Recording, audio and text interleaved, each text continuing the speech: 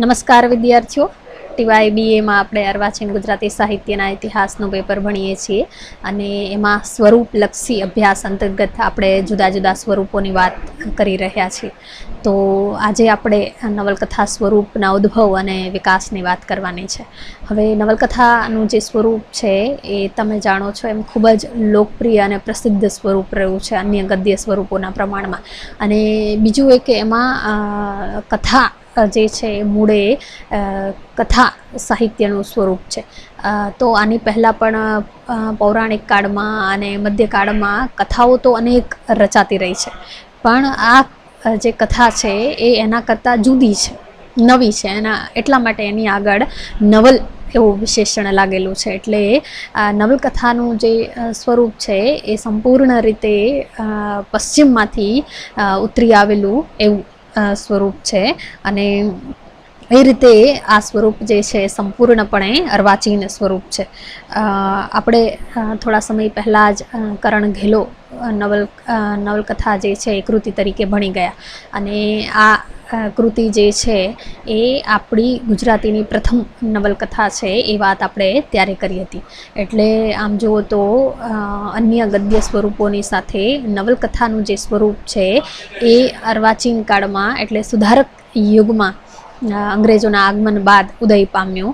અને એ રીતે નર્મદ પાસેથી નહીં પરંતુ એ સમયના જ સુધારક યુગના જ જે સર્જક છે નંદશંકર મહેતા, એમની પાસેથી આપણને પ્રથમ નવલકથા પ્રાપ્ત થઈ. અને એ દ્રષ્ટિએ એ આપણી ગુજરાતીની પ્રથમ નવલકથા જે આપણે 1866માં પ્રાપ્ત થઈ છે એ ગણાય. હવે 19મી સદીના મધ્ય ભાગમાં પશ્ચિમના સાહિત્યની જે એક અસર છે એની હેઠળ આ સ્વરૂપ જે છે એ આવ્યું તો ખરું, પણ એ આવ્યાની સાથે આ સ્વરૂપે ખૂબ જ ટૂંકા સમયમાં અથવા તો ખૂબ ઓછા સમયમાં અનેક વળાંકો અને પ્રસિદ્ધિ મેળવી છે. અને એ રીતે આપણે પહેલાં વાત કરીએ એમ કે કરણ ઘેલો જે છે એ આપણી પ્રથમ નવલકથા ગણાય છે. એની પહેલાં પણ 1862માં એક કથા ગદ્યમાં લખાયેલી કથા જે છે એ પ્રાપ્ત થાય છે, હિન્દુસ્તાન મધ્યનું ઝૂંપડું. પરંતુ આ એક લાંબી વાર્તા કહી શકાય. એમાં જે નવલકથાના સ્વરૂપગત લક્ષણો છે એ આપણને સંપૂર્ણ રીતે સિદ્ધ થતા જોવા મળતા નથી. એટલા માટે નંદશંકર દ્વારા રચાયેલી કરણ ઘેલો જે છે એ સર્વ પ્રસિદ્ધ રીતે આપણી પ્રથમ નવલકથા બને છે. ત્યારબાદ અહીં આપણે યુગ પ્રમાણે જ બધી નવલકથાઓ જે છે અથવા નવલકથાકારો છે એની આપણે વાત કરીશું, અને મહત્ત્વના નવલકથાકારો અને એની નવલકથાનો ઉલ્લેખ આપણે નવલકથાના વિકાસમાં જોઈશું. તો અહીં રાસમાળાનું જે કથાનક છે કરણ વાઘેલા, આમ તો ઐતિહાસિક કથા વસ્તુને કેન્દ્રમાં રાખીને આ નવલકથા રચાયેલી છે. વિગતે અહીં વાત નહીં કરું કારણ કે તમે કૃતિ તરીકે ભણી ગયા છો. અને એ કરણ ઘેલો બાદ 1887માં જે આપણી મહત્ત્વની નવલકથા જે સંપૂર્ણ સિદ્ધ કહી શકાય એવી નવલકથા આપણને સરસ્વતીચંદ્ર રૂપે પ્રાપ્ત થાય છે. અને આ નવલકથાનો પહેલો ભાગ જે છે 1887માં પ્રગટ થયો. ત્યારબાદ એના જે અન્ય 3 ભાગો છે એ 1901 સુધી પ્રગટ થાય છે. અને એ રીતે સરસ્વતીચંદ્ર નવલકથા જે છે 4 ભાગમાં વિસ્તરેલી એ આપણી મહત્ત્વની નવલકથા ગણાય છે. અને કેટલાક એને પુરાણ, કેટલાક એને સંસ્કૃતિ કથા વગેરે એવા મહાકાવ્ય વગેરે એવા જુદા જુદા ઉપનામોથી એની પ્રશસ્તિ કરે છે. એટલે ખૂબ જ આપણી આ મહત્ત્વની નવલકથા ગણાય છે. અને આ નવલકથાની સાથે આ સમયગાળામાં મહિપતરામ રૂપરામ નીલકંઠ દ્વારા કેટલીક ઐતિહાસિક કથાવસ્તુને ધ્યાનમાં રાખીને કેટલીક મહત્ત્વની નવલકથાઓ આપણને પ્રાપ્ત થાય છે.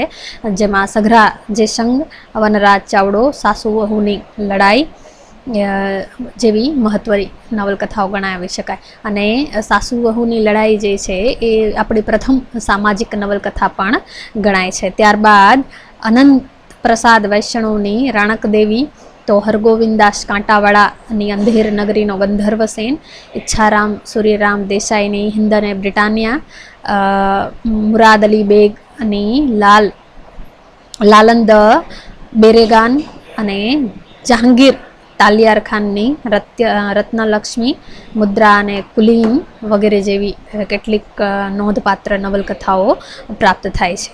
અને ત્યારબાદ કૃષ્ણલાલ ઝવેરીની ઔરંગઝેબ અને રજપૂતો, પ્રાણજીવન શાસ્ત્રીની હેસ્ટિંગની સોટી અને બીજી મણિલાલ દ્વિવેદી દ્વારા રૂપાંતરિત ગુલાબ સિંહ જેવી નવલકથાઓ આપણને મળતી રહી છે. પણ આ ગાળામાં સૌથી પ્રભાવક અસર જો કોઈ નવલકથાએ ઊભી કરી હોય તો એ સરસ્વતી ચંદ્ર છે. અને ત્યારબાદ મહિપત રામરૂપ રામ નીલકંઠની સાસુ વહુની લડાઈ વગેરે જેવી એની કેટલીક નવલકથાઓ. એટલે બાકી જે આપણે ઉપર ઉલ્લેખ કર્યો એવી ગૌણ નવલકથાઓ આપણને પ્રાપ્ત થતી રહી છે, પણ એનો પ્રભાવ જે છે એટલો બધો એ સમયમાં એ થયો ન હતો. અને ત્યારબાદ જે આપણે સરસ્વતી ચંદ્ર બાદ મહત્ત્વનું કેટલુંક નવલકથા સર્જન આપણે પ્રાપ્ત થયું છે. એમાં ભોગેન્દ્ર રાવ દિવેટિયાની કોલેજિયન, મૃદુલા, અજામિલ વગેરે મૌલિક અને અનુદિત નવલકથાઓ આપણને પ્રાપ્ત થાય છે. અને ત્યારબાદ નારાયણ વસંતજી ઠક્કુરની પ્લાસીનું યુદ્ધ વગેરે ઐતિહાસિક કથા વસ્તુને લઈને રચાયેલી એવી મહત્ત્વની નવલકથાઓ છે. ત્યારબાદ રમણભાઈ નીલકંઠ દ્વારા ભદ્રંભદ્ર એવી મહત્ત્વની નવલકથા પ્રાપ્ત થાય છે, જે આપણી પ્રથમ સળંગ હાસ્યરસ પ્રધાન એવી નવલકથા છે. એટલે એ દૃષ્ટિએ ભદ્રંભદ્ર ખૂબ નોંધપાત્ર રચના રહી છે. અને એમાં એના કર્તાનું લક્ષ્ય જે છે એ સનાતન વિચારો, આર્ય ધર્મનો અને સંસ્કૃત ભાષા પ્રત્યેનો પક્ષપાત વગેરે તરફ નર્મ મર્મ કટાક્ષ દ્વારા પ્રહારો કરી હાસ્ય નિષ્પન્ન કરવાનો છે. એટલે એ દ્રષ્ટિએ ભદ્રંભદ્ર એ આપણી મહત્ત્વની નવલકથા છે. અને આ નવલકથા દ્વારા આપણને એક અમર પાત્ર પ્રાપ્ત થયું અને એ છે ભદ્રંભદ્ર. ત્યારબાદ સરસ્વતી ચંદ્ર નવલકથા અને ગોવર્ધન રામ ત્રિપાઠી પછી નવલકથામાં એક બીજો મહત્ત્વનો વળાંક લાવનાર નવલકથાકાર છે કનૈયાલાલ મુનશી. અને મુનશીના નવલકથા સર્જને ફરી એકવાર સાંસ્કૃતિક કથાવસ્તુ ની જગ્યાએ ઐતિહાસિક કથા તરફ પ્રજાને લઈ જવાનું કાર્ય કરે છે. અને એમની બધી જ નવલકથાઓ છે મોટા ભાગે ઐતિહાસિક વિષય વસ્તુને કેન્દ્રમાં રાખીને લખાયેલી નવલકથાઓ છે. કેટલીક પૌરાણિક નવલકથાઓ પણ આપણે તેમની પાસેથી પ્રાપ્ત થઈ છે, પણ એમનો પ્રભાવ જે છે નવલકથાકાર તરીકેનો એ એમની ઐતિહાસિક નવલકથાઓ દ્વારા બંધાયો છે. એમની પાસેથી પાટણની પ્રભુતા, જય સોમનાથ, રાજાધિરાજ, પૃથ્વી વલ્લભ વગેરે જેવી ઐતિહાસિક નવલકથાઓ પ્રાપ્ત થાય છે. તો ભગવાન કૌટિલ્ય, કૃષ્ણ અવતાર વગેરે જેવી પૌરાણિક નવલકથાઓ પણ આપણને પ્રાપ્ત થાય છે. અને એમની નવલકથાકાર તરીકેની જે કેટલીક લાક્ષણિકતાઓ છે જેના દ્વારા મુનશીનો એ સમયમાં ખૂબ પ્રભાવ રહ્યો હતો એ છે એમની નવલકથાઓમાં રસળતો વાર્તા પ્રવાહ, સુગ્રથિત વસ્તુ સંકલના, પ્રતાપી અને વીર પાત્રો, ચોટદાર વેગીલા નાટ્ય તત્વસભર સંવાદો, ટૂંકા વાક્યોવાળી ભાષા શૈલી અને ચિંતનના ભાર વગરની આનંદલક્ષી હેતુવાળી સર્જન પ્રક્રિયા, આ એમની નવલકથાના આકર્ષક પાસાઓ છે. અને મુનશીની કૃતિઓએ ગુજરાતી નવલકથા સાહિત્યમાં સ્થિર બની ગયેલા જળને આ રીતે ફરી વહેતા કરવાનું કામ કર્યું છે. એટલે જુઓ, સરસ્વતી ચંદ્ર પછી એક નવલકથા સાહિત્યમાં જે સ્થિરતા આવી ગઈ હતી એ સ્થિરતાને ફરી વેગવાન, ગતિવાન બનાવવાનું કાર્ય મુનશીની નવલકથાઓએ કર્યું છે. એટલે આમ જુઓ તો ગોવર્ધન રામ પછી નવલકથાનો એક બીજો મહત્ત્વનો વળાંક મુનશીમાં આપણને જોવા મળે છે. ત્યારબાદ જે ચુનીલાલ વર્ધમાન શાહ છે એ મહત્ત્વના નવલકથાકાર છે.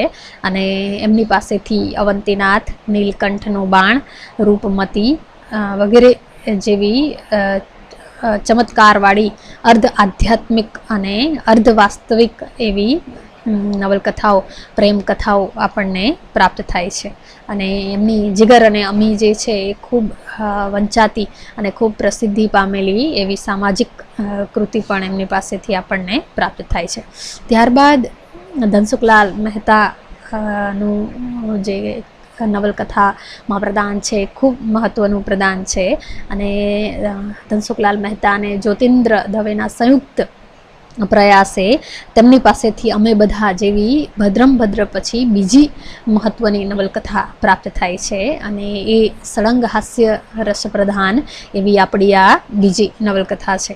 હવે જેમ મુનશી એક બીજો વળાંક છે નવલકથામાં, એવી રીતે એના પછીનો નવલકથામાં મહત્ત્વનો વળાંક આવે છે મેઘાણીના નવલકથા સર્જન દ્વારા. અને મેઘાણી પાસેથી ખાસ કરીને પરિવેશ કેન્દ્રિત, ગ્રામ્ય જીવન કેન્દ્રી નવલકથાઓ આપણને પ્રાપ્ત થવા લાગી. અને એમાં વેવિશાળ, સોરઠ, તારા વહેતા પાણી, તુલસી ક્યારો, નિરંજન વગેરે જેવી અનેક સામાજિક નવલકથાઓ મેઘાણીએ આપણને આપી. અને એ રીતે મેઘાણીએ સોરઠ, તારા વહેતા પાણીથી ગુજરાતી નવલકથામાં પ્રાદેશિક નવલકથાનો એક નૂતન પ્રકાર પણ આપ્યો. અને મેઘાણી બાદ ગુણવંત રાય આચાર્યની સાગર જીવનને કેન્દ્રમાં રાખીને જે નવલકથાઓ સર્જાય છે એનો પણ મહત્ત્વનો પ્રભાવ રહ્યો છે. અને એમની પાસેથી દરિયાલાલ, હાજી કાસમ તારી વીજળી, શક્કરબાર વગેરે જેવી મહત્ત્વની નવલકથાઓ પ્રાપ્ત થઈ છે. અને એના દ્વારા ગુણવંતરાય જે છે ખૂબ જ પ્રસિદ્ધિ પામ્યા છે. ત્યારબાદ ઝવેરચંદ મેઘાણી બાદ જો આપણે વળાંક ગણવું હોય તો એ રમણલાલ વસંતલાલ દેસાઈની નવલકથા દ્વારા આવે છે.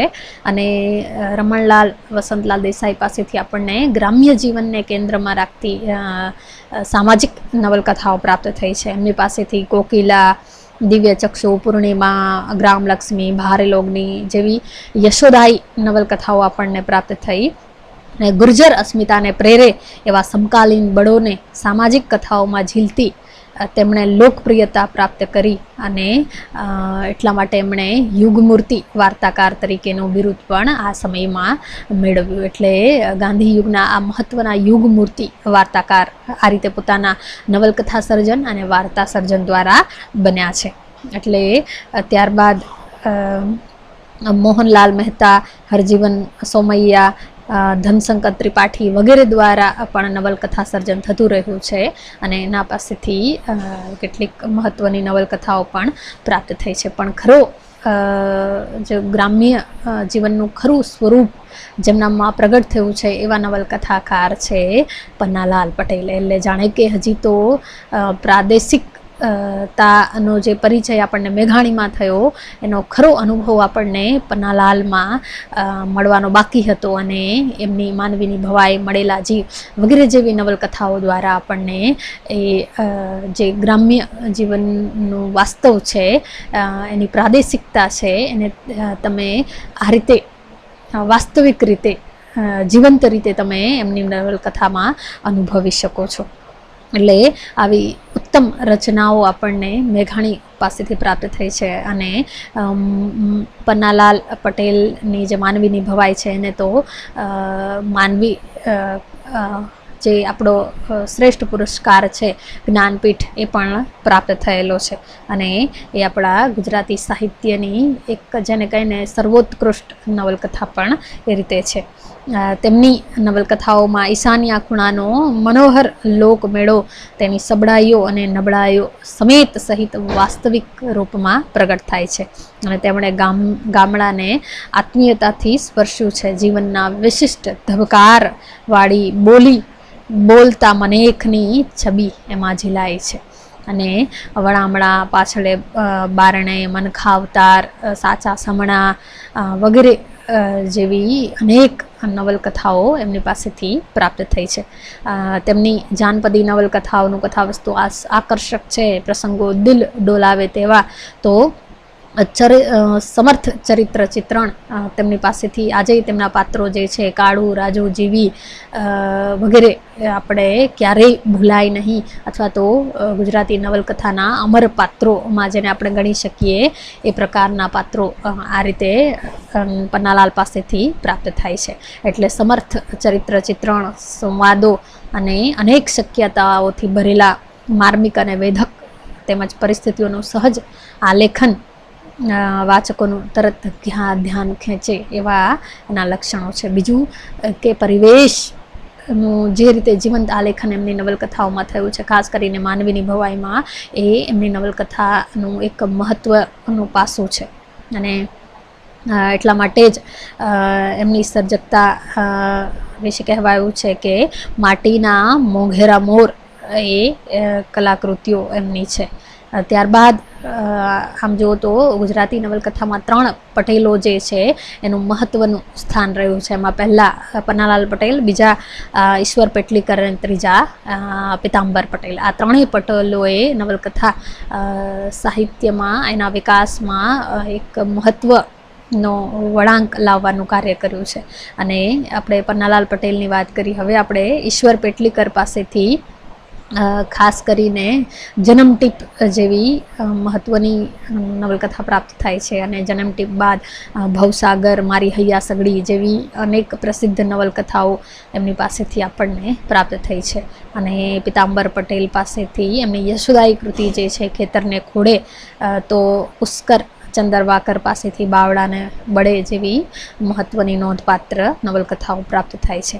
એટલે પન્નાલાલ બાદ જે તેજસ્વી નવલકથા સર્જક આપણને પ્રાપ્ત થયા એમાં આપણે મનુભાઈ પંચોળી દર્શકનું નામ અહીં લેવું પડે. અને એ રીતે એમની પાસેથી દીપ નિર્વાણ, ઝેર તો પીધા છે જાણી જાણી ના 3 ભાગ, સોક્રેટિસ, કુરુક્ષેત્ર જેવી સત્વ સભર અને સમૃદ્ધ કૃતિઓ આપણને એમની પાસેથી મળે છે. અને એ રીતે જાણે કે ફરી દર્શક આપણને એક પૌરાણિક કાળમાં લઈ જાય છે. અને એ રીતે તમે જોશો કે નવલકથામાં કેવી રીતે પલટાઓ આવતા જાય છે. ક્યાંક ગ્રામ્ય જીવનનું આલેખન છે, ક્યાંક પ્રાદેશિકતાનું આલેખન છે, તો ક્યાંક સંસ્કૃતિનું આલેખન. એ રીતે દરેક સર્જક છે એ પોતપોતાની રીતે નવલકથામાં એની સમૃદ્ધિ વધારતો જાય છે. હવે દર્શક બાદ ચુનીલાલ મડિયાનો પણ નવલકથાના વિકાસમાં મહત્ત્વનો ફાળો છે. અને એમની પાસેથી વ્યાજનો વારસ, લીલોડી ધરતી, કુમકુમ અને આશકા, સઘરાજે સંગનો સાડો જેવી મહત્ત્વની સામાજિક અને ઐતિહાસિક નવલકથાઓ આપી છે. અને મડિયા ની નવલકથાઓ જે છે, કેટલીક લીલોડી ધરતી, સઘરાજે સંગનો સાડો, એ ખૂબ પ્રભાવક પણ રહી છે. પ્રવર્તમાન સમયના વાસ્તવદર્શી પ્રયોગશીલ સર્જક તરીકે મડિયાએ પોતાનું સ્થાન ગુજરાતી નવલકથામાં નિશ્ચિત આ રીતે કરી દીધું છે. અને ત્યારબાદ યશોધર મહેતા પાસેથી સરી જતી રેતી, વહી જતી જેલમ, તુંગનાથ વગેરે અતિરંજિત કહી શકાય એવી નવલકથાઓ પણ પ્રાપ્ત થાય છે. અને એના પછીનો એક મહત્ત્વનો પડાવ નવલકથામાં, જે નવલકથાને મનોવૈજ્ઞાનિક આલેખન તરફ લઈ જાય છે, એવા નવલકથાકાર છે જયંતિ દલાલ. અને એમની પાસેથી આપણને ધીમું અને વિભા જેવી મહત્ત્વની નવલકથા પ્રાપ્ત થઈ. તો એની સાથે પાદરના તીરથ જેવી એ મનોવૈજ્ઞાનિક કહી શકાય. આમ તો આ બંને નવલકથાઓ જે છે એ મનોવૈજ્ઞાનિક અભિગમે લખાયેલી છે. એટલે સ્થૂળ પ્રસંગોના આલેખનમાંથી નવલકથા જે છે અહીં સૂક્ષ્મ માનસિક આલેખન તરફ વળે છે એવું આપણે જોઈ શકીએ. એટલે આ રીતે જયંતિ દલાલની નવલકથાને એક જુદો વળાંક આપ્યો છે. ત્યારબાદ જે ઉમાશંકર જોશી છે, આમ તો ગાંધી યુગના ઘણા એવા નવલકથાકારો છે કે જેની પાસેથી આપણને નવલકથાઓ પ્રાપ્ત થતી રહી છે.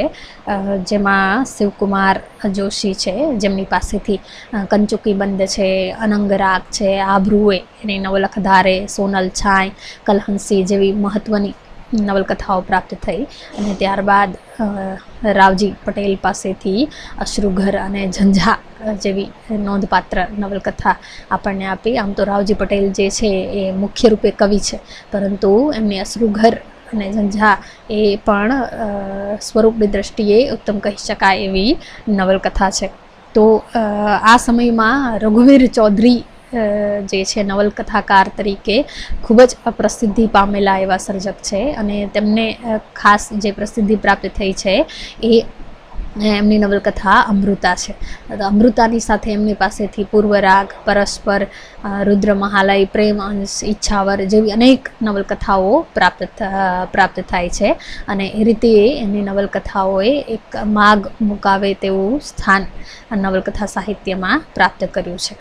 તો આ સાથે સાથે આધુનિક યુગમાં નવલકથા જે છે એ ફરી કરવટ બદલે છે અને અહીં ખાસ કરીને નવલકથા સંદર્ભે ઘણા બધા પ્રયોગો પણ થયેલા છે. રચના રીતિ સંદર્ભે હોય કે વસ્તુ આલેખન સંદર્ભે હોય, એ રીતે નવલકથાના સ્વરૂપની જે કેટલીક શક્યતાઓ છે એ અહીં ચકાસવામાં આવી છે અને જે મહત્ત્વના નવલકથાકારો છે જેમ કે સુરેશ જોશીએ જ આની પહેલ કરી છે અને એના નમૂનાઓ પણ આપણને એમની પાસેથી પ્રાપ્ત થાય છે.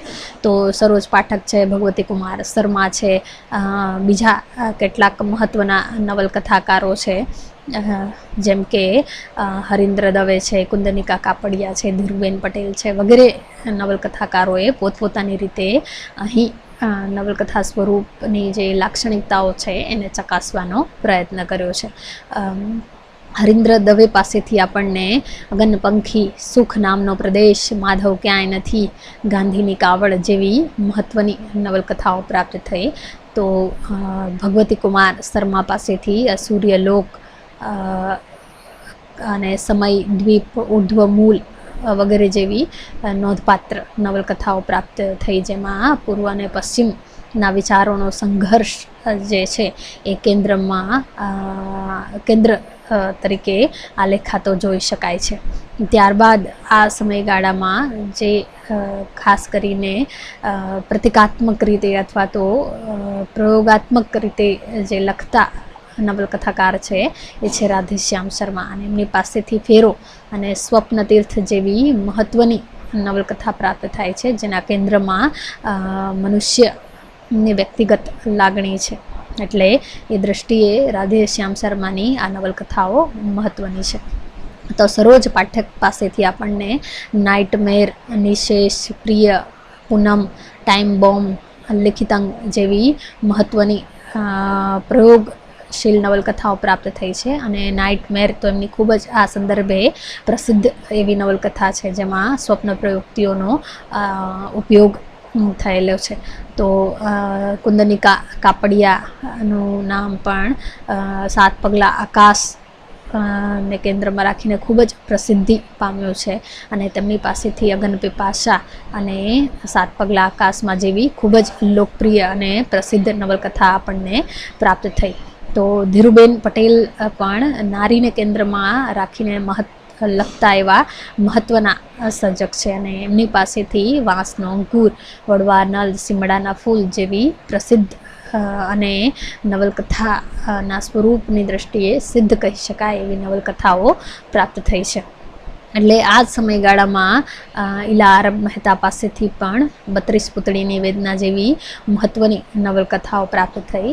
તો બિંદુ ભટ્ટ પાસેથી મીરા યાજ્ઞિકની ડાયરી, અખે પાત્ર જેવી મહત્ત્વની નવલકથાઓ પ્રાપ્ત થઈ. એટલે આ બધા જે સ્ત્રી લેખિકાઓ છે અને નવલકથા સ્વરૂપમાં સર્જન એમને ખાસ કરીને સ્ત્રીની વેદનાઓ ને આલેખવા માટે એમની જે સમસ્યાઓ છે, એમની ઈચ્છાઓ જે છે એને આલેખવા માટે થઈ અને એમને નારી જીવનના પ્રશ્નોને કેન્દ્રમાં રાખીને નવલકથા સર્જન કર્યું છે અને એમની પાસેથી આપણને આવી સિદ્ધ કહી શકાય એવી નવલકથાઓ પ્રાપ્ત થઈ છે. અને ખાસ કરીને અખે પાત્ર, મીરા યાજ્ઞિકની ડાયરી, 32 પૂતળીની વેદના, વડવા નલ વગેરે જેવી મહત્ત્વની નવલકથાઓ ગુજરાતી સાહિત્યની પ્રસિદ્ધ અને સિદ્ધ એવી નવલકથાઓ છે. કેટલીક નવલકથાઓ તો આમાંથી અકાદમી પુરસ્કૃત પણ બનેલી છે.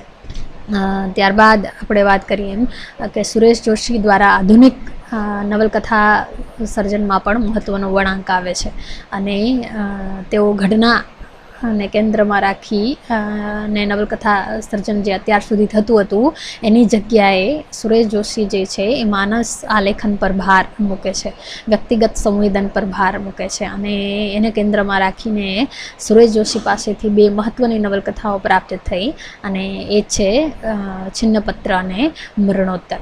આમ તો આ નવલકથાઓ ખૂબ જ વિવાદિત પણ રહી છે અને ઘણીવાર સ્વરૂપ સંદર્ભે કેટલાક પ્રશ્નો જગવે એ પ્રકારની એમની આ નવલકથાઓ છે. પણ ગદ્યને અહીં લયાત્મક રીતે અથવા તો પ્રવાહી રીતે આલેખવાના એક પ્રયાસ રૂપે પણ આ નવલકથાએ એક પ્રભાવ ઊભો કર્યો છે અને સુરેશ જોશીના પ્રભાવમાં આપણે ત્યાં નવલકથા સર્જન પણ થયું છે. પણ આધુનિક સંપૂર્ણ આધુનિક કહી શકાય અને સફળ કહી શકાય એવી નવલકથાઓ તો આપણને પ્રાપ્ત થઈ હોય તો એ મધુરાય પાસેથી પ્રાપ્ત થઈ છે અને મધુરાય પાસેથી ચહેરા જેવી સફળ આધુનિક કહી શકાય એવી નવલકથા પ્રાપ્ત થાય છે. ત્યારબાદ એમની પાસેથી કામિની, સભા, સાપબાજી, કિમ્બલ રેવન્સવુડ, કલ્પતરુ જેવી એક પછી એક એવી સફળ કહી શકાય એવી નવલકથાઓ પ્રાપ્ત થાય છે અને આ સાથે વર્ષા અડાલજાને પણ અહીં આપણે નોંધવા પડે. એમની પાસેથી ગાંઠ છૂટ્યાની વેળા, બંદીવાન, અણસાર જેવી મહત્ત્વની નવલકથાઓ પ્રાપ્ત થાય છે. હવે તો અત્યારના જે કેટલાક સર્જકો છે જેમ કે દિલીપ રાણપુરા છે વગેરે અત્યારે વર્તમાન સમયમાં પણ નવલકથા સર્જનમાં પ્રવૃત્ત છે અને એમની પાસેથી પડઘા, એક છોકરી, આત્મવિંજય પાંખ, આંસુભીનો ઉજાસ વગેરે જેવી કેટલીક મહત્ત્વની નવલકથાઓ પ્રાપ્ત થઈ છે. હવે આપણે જે વાત કરવાની છે એ દલિત નવલકથાકારોની કરવાની છે કારણ કે વર્તમાન સમયમાં નારીવાદી જે લેખિકાઓ છે એમના દ્વારા પણ આપણે નવલકથા સર્જન પ્રાપ્ત થયું છે અને એની વાત આપણે કરી. હવે દલિત સર્જકો જે છે એમની પાસેથી પણ આપણે કેટલીક મહત્ત્વની નવલકથાઓ પ્રાપ્ત થઈ છે. આમ તો નવલકથા સર્જનનો એમનો મુખ્ય ઉદ્દેશ્ય જે છે દલિતોનો એ પોતાની જે પીડા છે, પોતાની વેદના જે છે, અત્યાર સુધી પોતાના પર થયેલા જે અત્યાચારો છે એને પ્રગટ કરવાનો રહ્યો છે.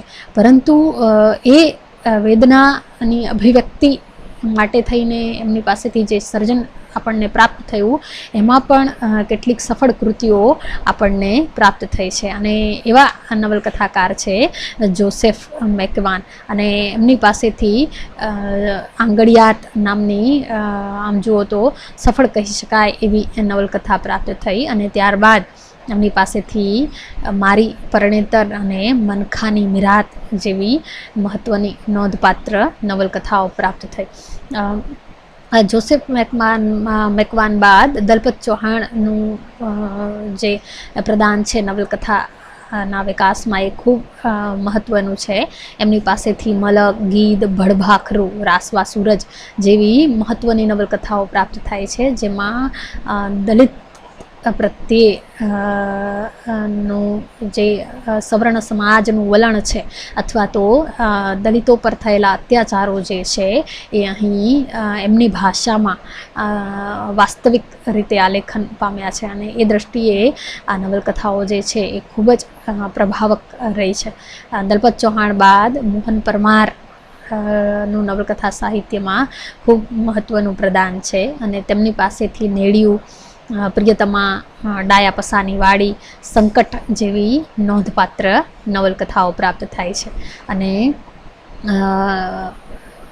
ત્યારબાદ હરીશ મંગલમનું પણ દલિત નવલકથામાં મહત્ત્વનું પ્રદાન છે અને તેમની પાસેથી તિરાડ, ચોકી, અગનઝાડ જેવી મહત્ત્વની નવલકથાઓ આપણને પ્રાપ્ત થઈ રહી છે અને હજી પણ અગનઝાડ નો બીજો ભાગ જે છે એ પ્રગટ થવાનો છે. એટલે સતત આ જે શાખાઓ છે જેમ કે નારીવાદી શાખા છે, દલિત સાહિત્ય છે એમાં સતત સર્જન થતું રહ્યું છે અને એ થતું રહે છે. તો અહીં આપણે મોટાભાગના નવલકથાકારો જે છે જેને નવલકથાના વિકાસમાં મહત્ત્વનો ફાળો આપ્યો છે એની નોંધ કરી અને કેટલાક ગૌણ જે નવલકથાકારો છે એને આપણે અહીં નથી સમાવ્યા. તો તમે તમારી રીતે અન્ય ઇતિહાસ ગ્રંથો છે એનો આધાર લઈને પણ તમે એનો સમાવેશ કરી શકો છો. હવે પહેલાં પણ આપણે વાત કરી કે કોઈ પણ સ્વરૂપની વાત કરીએ અને ખાસ કરીને વિકાસની વાત કરીએ જ્યારે જે તે સ્વરૂપમાં, ત્યારે ક્યાં પૂર્ણ વિરામ મૂકવું એ થોડું અઘરું હોય છે. અને એટલે આપણી સામે જેટલા પુરાવાઓ છે એને આધારે આપણે એના વિકાસની વાત કરતા હોઈએ છીએ. એટલે અહીં પ્રથમ નવલકથાથી માંડી અને અત્યાર સુધીમાં જેટલી નવલકથાઓ સર્જાઈ છે અને જે નોંધપાત્ર નવલકથાઓ છે એની આપણે વાત અહીં નવલકથાના વિકાસમાં કરી છે. તો અહીં આપણે આ નવલકથાના ઉદ્ભવ વિકાસનો જે મુદ્દો છે એ પૂરો કરીએ છીએ. અસ્તુ.